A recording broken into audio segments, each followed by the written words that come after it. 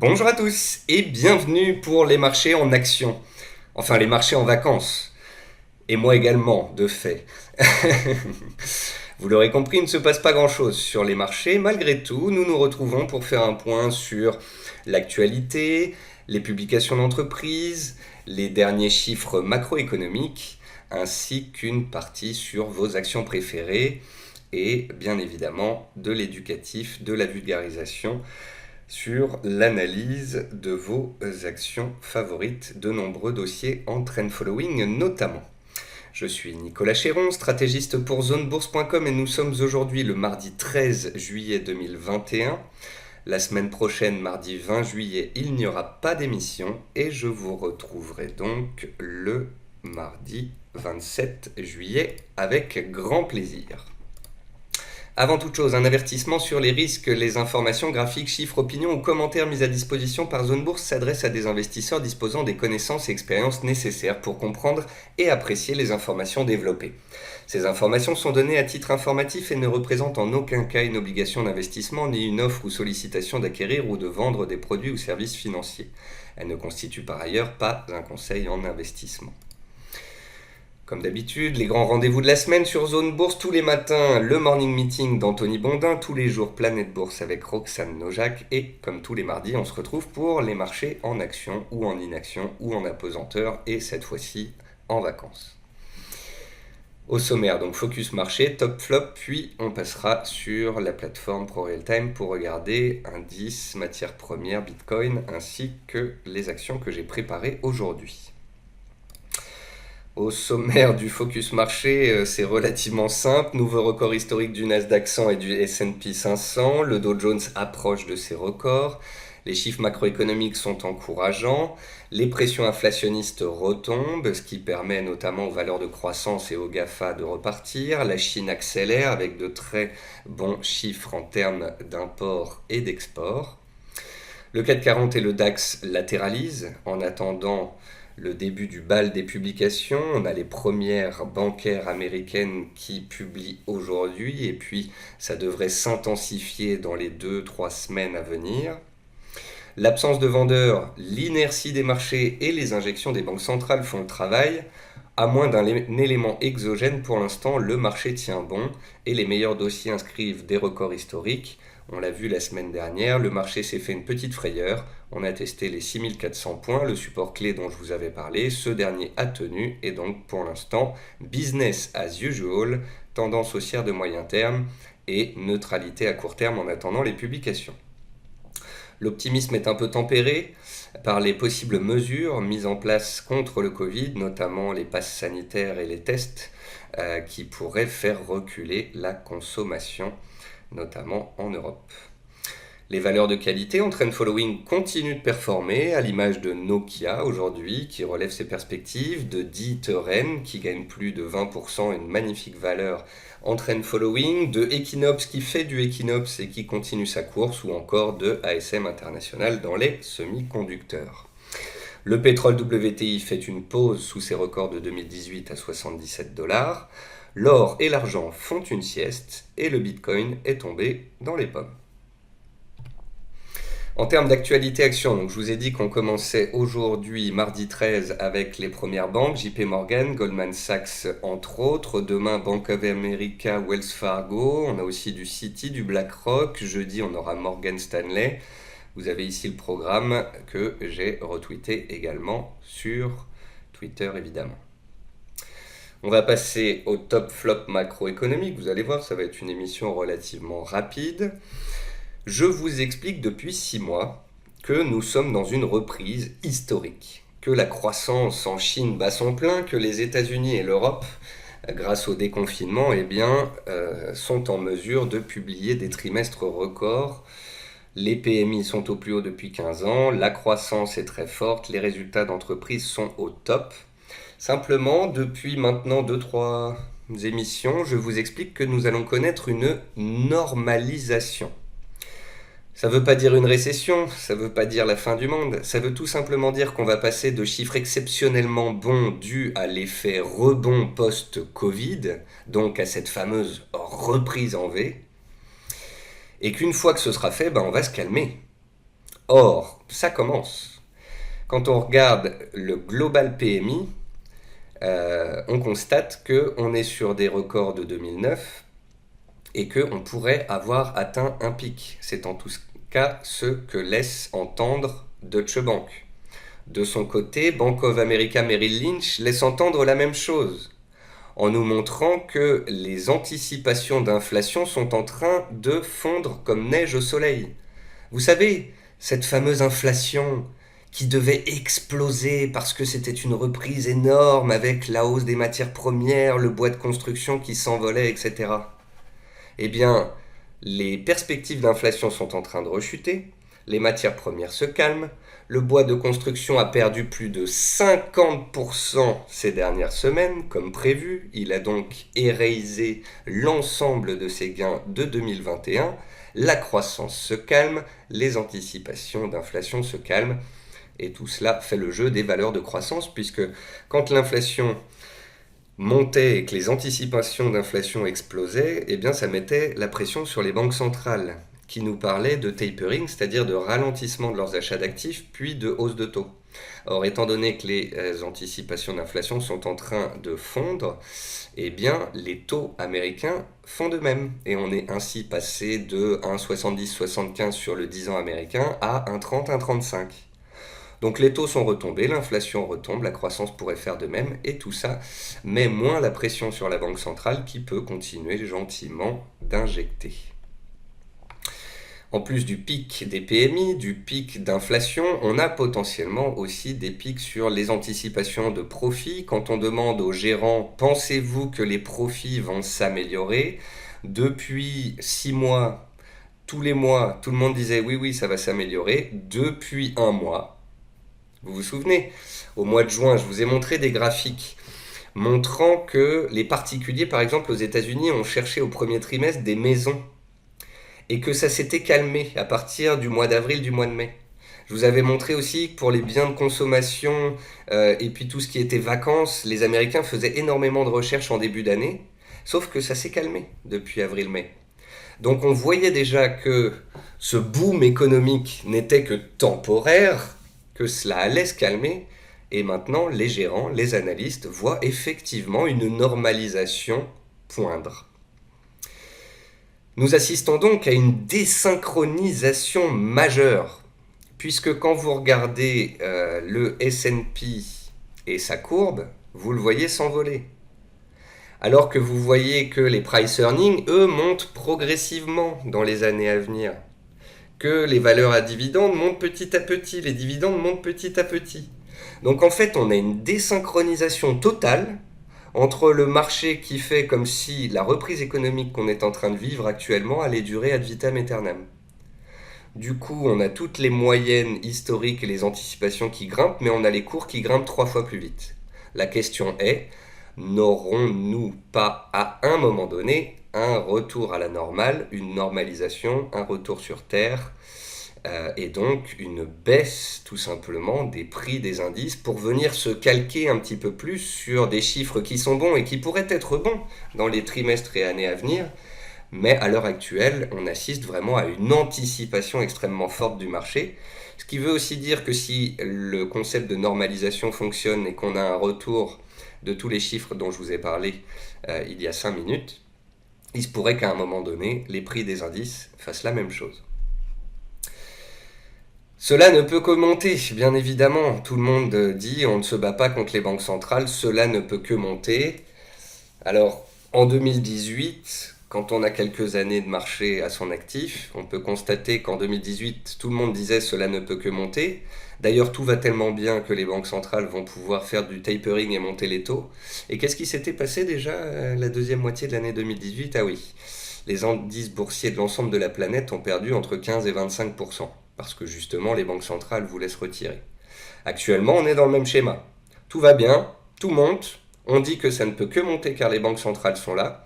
Les banques centrales, pour l'instant, nous parlent d'hypothétique tapering et de hausse de taux. Mais croyez-moi, le jour où elles vont rentrer dans le dur, les indices ne feront pas la même tête. En attendant, les chiffres d'inflation retombent. Les taux à 10 ans retombent aux États-Unis. Ça profite fortement aux valeurs de croissance et notamment aux GAFA qui repartent Sur la période des 6-8 dernières semaines, depuis début juin, le S&P 500 a gagné 2,5%, Alphabet a gagné 7%, Facebook 8%, Apple, Microsoft et autres sont à plus 13 et jusqu'à plus 16% sur Apple. Donc voilà, business as usual, on s'est fait un petit peu peur sur l'inflation et les taux, tout le monde revient sur les GAFAM et on fait continuer de monter le Nasdaq sur des records historiques. Et tout ça, ça profite à Nancy. Alors qui est Nancy, cette dame que vous voyez ici sur la photo du loup de Wall Street? Eh bien, Nancy Pelosi est la présidente de la Chambre de représentants aux États-Unis. Et Nancy, elle aime bien les GAFAM. La preuve, en mai 2021, Nancy a pris une grosse position sur Amazon. Et vous savez quoi? Le mois dernier, Nancy et la Chambre des représentants ont fait voter une loi en faveur d'Amazon au détriment de Microsoft. Grâce à cette loi que Nancy a fait voter, elle a gagné plusieurs centaines, voire millions de dollars. Heureusement, ce n'est pas Nancy qui a acheté directement, mais apparemment son mari. En tous les cas, a priori, on va quand même vérifier tout ça. Les autorités s'en sont emparées parce qu'il y a un moment donné, il ne faudrait pas non plus trop se moquer de tout le monde. Surprise estivale possible, car un taureau peut cacher un ours, mais comme vous l'aurez vu, on n'aura des signaux baissiers que quand on cassera des supports, et pas quand on aura des simples trous d'air. La semaine dernière, le CAC 40 a cassé les 6500 points pour revenir à 6400 points. 6400 points est une base qu'on avait travaillée ces dernières semaines avant de la dépasser. C'est donc un support. Le support n'a pas cassé, donc pour l'instant, on reste toujours dans une tendance haussière. Simplement, si les 6350-6400 points testés la semaine dernière devaient casser, pendant mes vacances, en plus, hasard du calendrier, là, il faudrait faire attention. Du coup, je me permets de vous rappeler que les marchés et les actions notamment fonctionnent par phase. Phase 1, accumulation, phase 2, hausse, phase 3, distribution, phase 4, déclin. Or, actuellement, et on l'a vu dans l'émission précédente, il y a pas mal de valeurs qui étaient en distribution qui passent en phase 4. Et dans les phases 4, il faut savoir couper. Une valeur qui était jusqu'ici haussière devient baissière, on coupe et on passe à autre chose et on attend qu'à un moment donné, elle repasse en phase d'accumulation puis qu'elle repasse haussière. Parfois, il faut savoir se couper une main plutôt qu'un bras. Et je vous rappelle, comme je l'ai dit dans l'émission précédente, qu'on a des divergences sur certains indices. Certes, la plupart des indices sont haussiers, mais le Dow Jones Transportation, qui historiquement est un indice de référence, continue d'être dans une tendance baissière depuis un peu plus d'un mois. Donc attention à ce que ces divergences ne viennent pas se confirmer. On notera par ailleurs que sur le marché français, vous avez ici une ventilation de la cote parisienne avec les phases 1, 2, 3, 4, donc même concept que ce que je viens de vous montrer. Ce graphique, je vous l'ai montré la semaine dernière, mais j'insiste. On a de plus en plus de valeurs qui passent en phase 4 et de moins en moins de valeurs en phase 2. Ça veut dire qu'on a des valeurs qui arrêtent d'être haussières et d'autres qui se retournent à la baisse. Donc encore une fois, il faut peut-être savoir couper, alléger et partir en vacances l'esprit tranquille. Voilà pour cette introduction. Et suite à vos nombreuses demandes, pause musicale. Et café.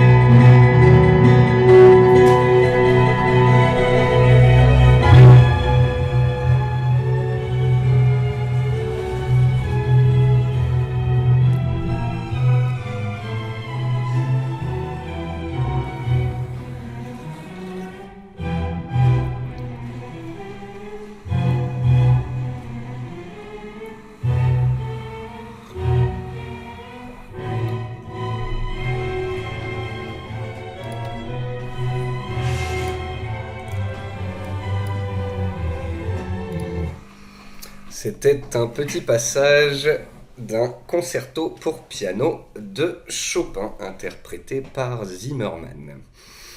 On reprend avec nos marchés en inaction.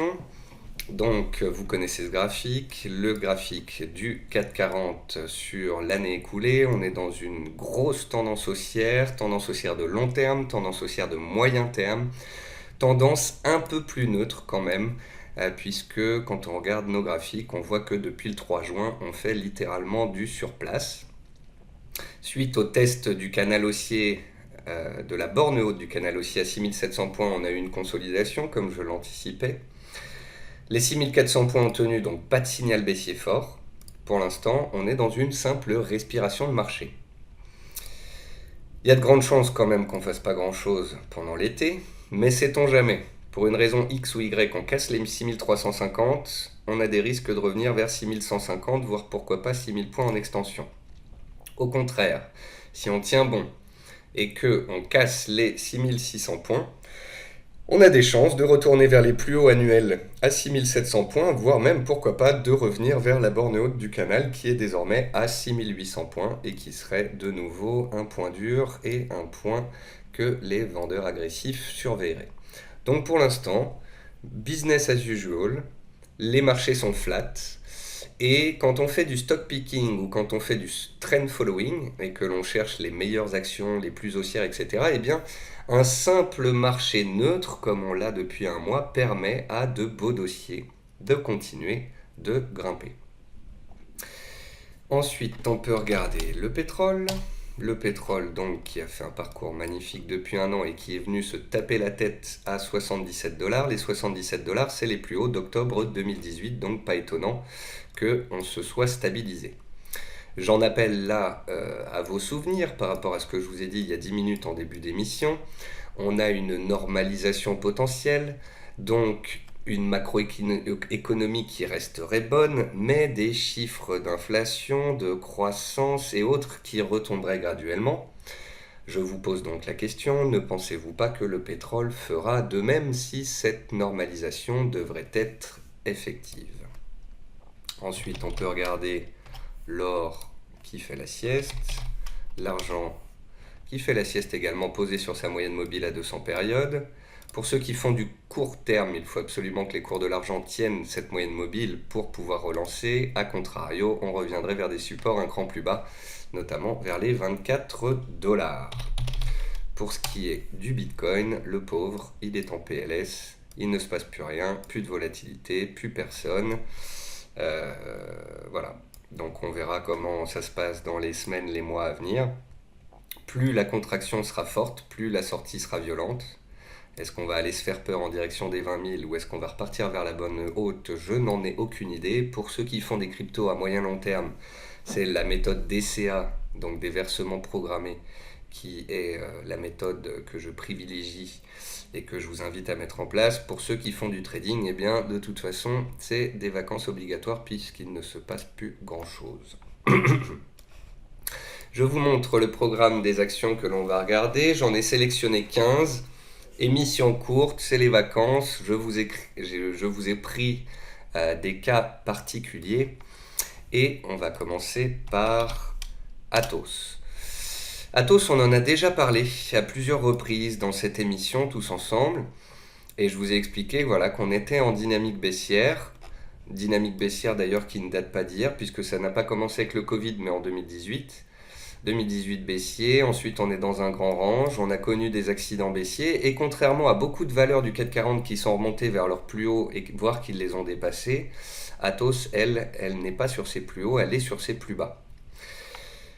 Donc je disais sur les réseaux que Atos, c'était pas forcément reluisant, parce que, comme je le disais, quand vous achetez du Atos, eh bien, vous investissez d'une part sur un couteau qui tombe, c'est-à-dire un graphique extrêmement baissier, et d'autre part une entreprise dont les perspectives sont extrêmement molles, puisqu'on attend une très sensible hausse du chiffre d'affaires sur cette valeur dans les années à venir. Donc j'ai essayé de vous expliquer par A plus B que typiquement c'est ce genre de dossier que j'évite. Néanmoins, j'ai depuis hier, voilà, une dizaine de personnes qui me disent oui, mais elle est pas chère, oui, mais il pourrait y avoir une OPA, oui, mais peut-être qu'elle va rebondir, etc.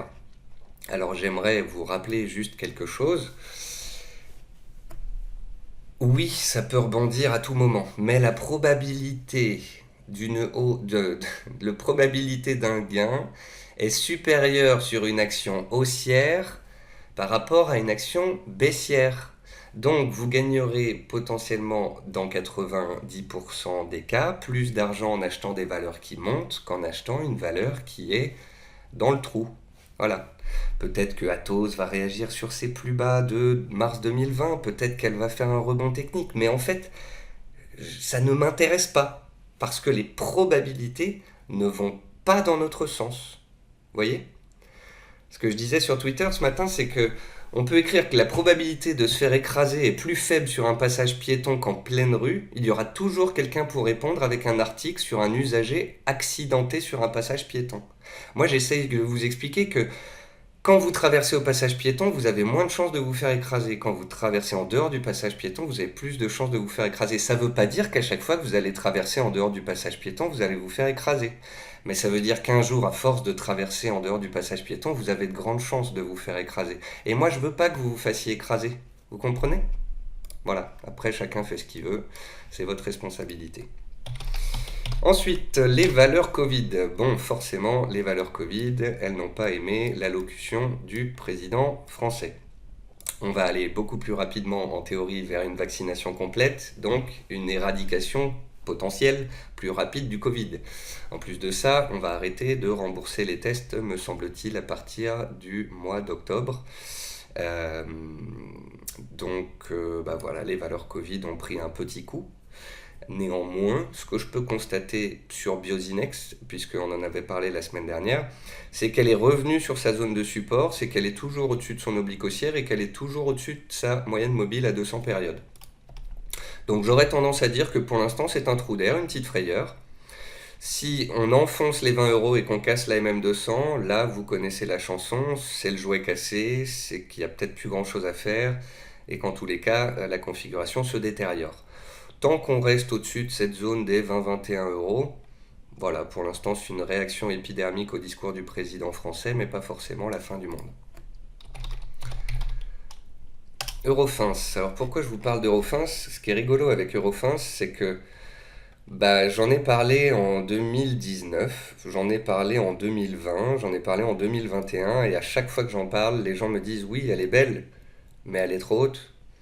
Et à chaque fois, 6 mois plus tard, elle est 30, 50, 70% plus haut. Le concept du trend following est de regarder des actions qui ont des fondamentaux ultra solides et une belle tendance haussière. C'est pas de se dire c'est trop haut, c'est trop cher, etc. C'est de se dire tant que le trend est intact, je vais essayer d'en profiter. Vous pouvez voir sur ce graphique qu'Eurofins fait des vagues de hausse, puis des vagues de hausse, puis de conso, etc. Donc après une belle vague haussière qu'elle a fait récemment, on pourrait peut-être connaître une consolidation. Pour ceux qui souhaiteraient rentrer sur repli, vous avez un premier niveau à 95 euros qui est un niveau journalier intermédiaire et vous avez un gros niveau qui est situé à 90 euros. Pourquoi 90 euros? Car seuil psychologique, car c'est aussi la zone par laquelle passent les obliques haussières de fond qui passent par tous les plus bas depuis un an. Et c'est également la borne haute du range duquel on s'était été extrait le jour de mon anniversaire, d'ailleurs le 16 juin dernier. Donc, la théorie, c'est hausse conso. Si on revient vers les 90 euros, ce serait une opportunité d'acheter du Eurofins à meilleur prix. Ensuite, vous avez des actions qui sont en range, comme Inventiva. Et là, en fait, on n'a pas toujours l'expérience, peut-être, mais le but, si vous voulez, c'est vraiment de simplifier vos graphiques. Vous voyez, là, sur Inventiva, c'est super basique. On vivote autour de MM200, on est coincé dans un range. Donc on se met une alerte juste sous la borne basse du range et si on voit casser la borne haute du range, on achète et on joue une cassure. C'est la même chose sur Valneva. Valneva, ça fait 2 mois que je vous ai dit qu'il n'y avait plus grand chose à chiner dessus. Depuis, elle est complètement neutre et coincée dans un range. Si et seulement si il y a de l'actualité positive et qu'elle casse les 12 euros et la borne haute du range, alors on pourra de nouveau s'y intéresser. Solution 30. Pourquoi est-ce que j'ai choisi de vous parler de Solution 30 aujourd'hui? Je cherche les problèmes en fait. Non, ce que je voulais vous dire sur Solution 30, c'est qu'il faut dépassionner un peu le débat. Ce matin, la rédaction de Zone Bourse a retweeté une news selon laquelle Moody Water envoyait un petit pic à Solution 30 et certains me disaient c'est pas sympa de mettre en avant Moody Water plus que Solution 30. Zone Bourse est un média et à ce titre nous informons. En plus de ça, nous avons des analystes, donc nous essayons de vous aiguiller. On a été parmi les premiers à alerter quand on a reçu les courriers de lanceurs d'alerte et qu'il pouvait y avoir des soucis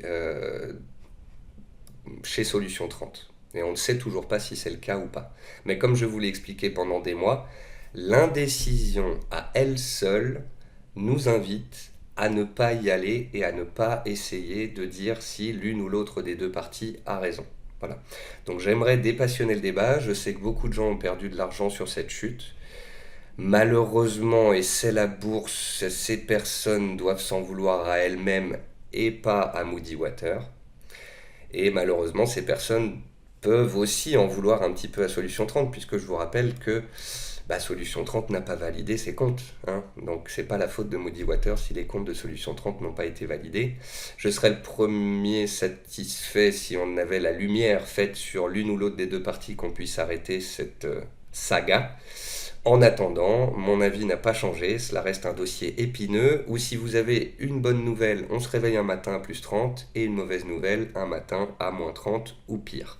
Aussi, je répète que je préfère rester à l'écart de Solution 30. Ensuite, on parle un petit peu trend following et belle valeur et je remercie les membres lecteurs qui m'envoient des petites idées.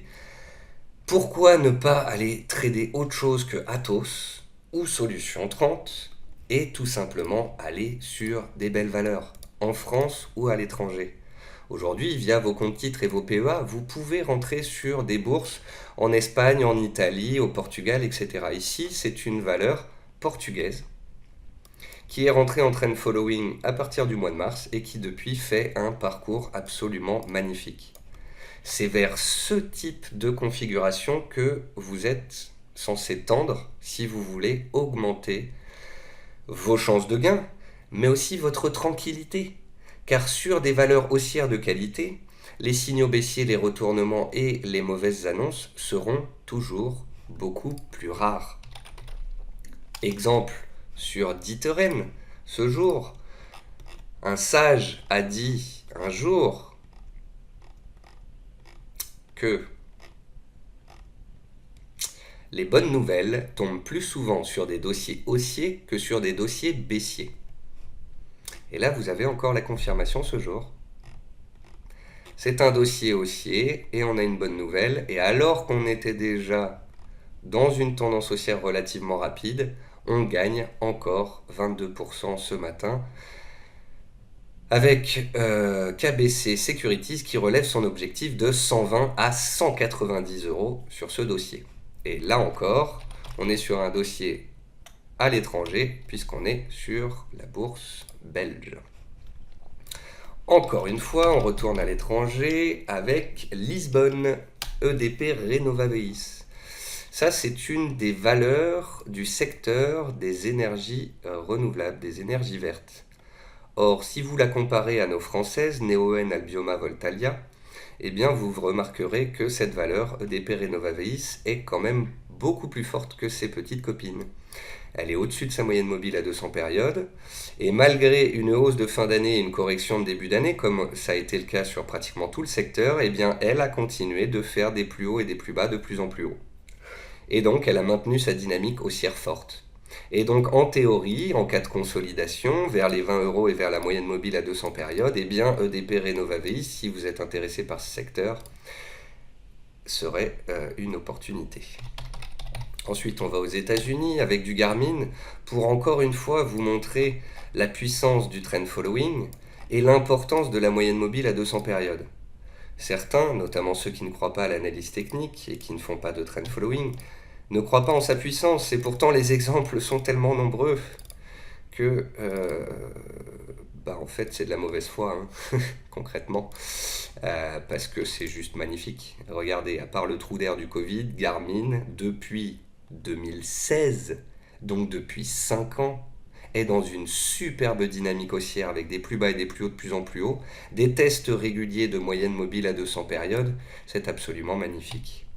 Aussi, pour quelqu'un qui aimerait en acheter sur repli, eh bien, il faudrait espérer une éventuelle consolidation vers le dernier top, ici vers les 132 dollars.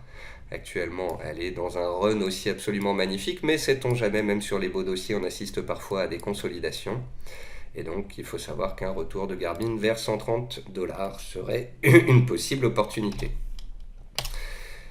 Je ne me rappelais plus que j'avais aussi mis Valneva ici. Je l'avais mis en trend following parce que mine de rien, elle est en trend following. Et puis elle a réalisé une GLB l'année dernière, donc une cassure de ses plus hauts historiques correspondant à son cours d'introduction. Simplement, le trend following est actuellement en pause. Donc on attendra dans ces cas-là soit une baisse significative en direction de la moyenne mobile à 200 périodes et une réaction positive sur les 10 euros pour un achat spéculatif sur moyenne mobile à 200 périodes, ou on attendra tout simplement une cassure des 12 euros et une sortie par le haut du range dans lequel cette valeur actuellement neutre évolue. Ensuite, on va en Allemagne avec Mans AG. Merci encore aux lecteurs qui me proposent ce genre de dossier. Vous avez donc ici une valeur qui est dans une reprise forte, mais n'oubliez pas d'ouvrir vos graphiques historiques pour vous rendre compte de ce qu'elle a fait ces dernières années. On peut constater que depuis 10 ans, on est dans un grand range entre 15 et 95 euros. Voilà. Actuellement, on va dire qu'on est sur les 2 tiers, donc il reste du potentiel haussier théoriquement. On est en trend following, on a cassé la moyenne mobile à 200 périodes, on fait des plus bas et des plus hauts de plus en plus haut. Ce qui est intéressant de remarquer, c'est qu'on a ici un canal haussier. Pour le trouver, j'ai fait un passage par les plus bas, 3 points, 1, 2 et 3. Je reporte l'oblique du bas au haut, comme de par hasard, ça correspond. C'est beau l'analyse technique, hein. Et on a une zone de support court terme à 58 euros et une zone de support moyen terme à 54 euros. Pour quelqu'un qui voudrait un prix optimum d'entrée sur un dossier de qualité en Allemagne cette fois, eh bien on attendrait un éventuel repli vers la borne basse et donc vers les 54 euros. Une valeur qui cote depuis peu, depuis fin 2020, McAfee Corporation. On est dans une tendance haussière. On a eu une GLB ici, cassure des plus hauts de l'introduction, nouveau plus haut historique. On est rentré dans une dynamique haussière. On peut, je pense, tracer une dynamique haussière. Vous prenez les plus bas et vous le reportez au plus haut, comme de par hasard ça correspond. Et vous voyez deux choses. La borne basse se situe ici à 26 dollars, correspond aux anciens plus hauts. La borne haute, elle est là à 29,40. Simplement, qu'est-ce que nous dit ce canal ?